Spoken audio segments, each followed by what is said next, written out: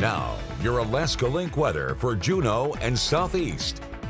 The month of March is underway, and as we look at the March summary, we've noted that it started off on a more mild note, noting our average temperature there just shy of 40 degrees is 7 degrees above normal. And those mild temperatures has kept us with a mostly rainfall, especially here for the Juneau area, bringing us an accumulation over an inch, but that has left us with no snowfall. This March is really the last big snow month for the Juneau area, where the month does average upwards of 12 inches for the Juneau region. So we'll be monitoring that, as we are noting that as we have a decaying system here as we head into our Tuesday, there is a chance to talk about some areas of some snow showers. More wet in nature, so not dealing with any big impacts, but we will note that that means we're moving into a bit of a cooler environment, but we'll pair it up with some bright conditions for the rest of the week.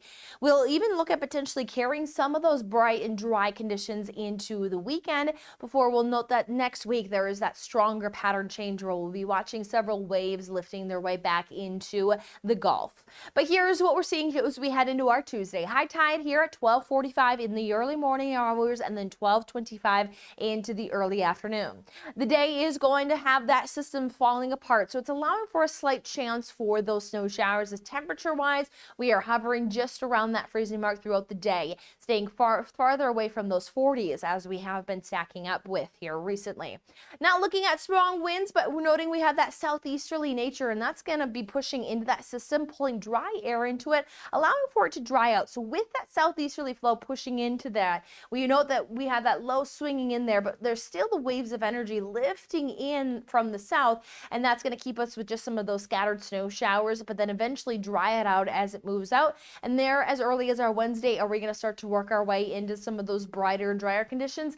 These far southern panhandle, especially the far outer coastal communities, may still see some of those hit or miss snow showers as that system falls apart, but we are noting that it looks like the entire panhandle getting at least a little bit of a coating of some snowfall. So note that with it being again wet in nature, not too much of high impacts, but we note there always can be a few of those little slick spots. So staying wary that we'll put a few numbers on the board. Again, that if we do are able to accumulate for the Juneau area, at least put some numbers on the board in that snowfall category.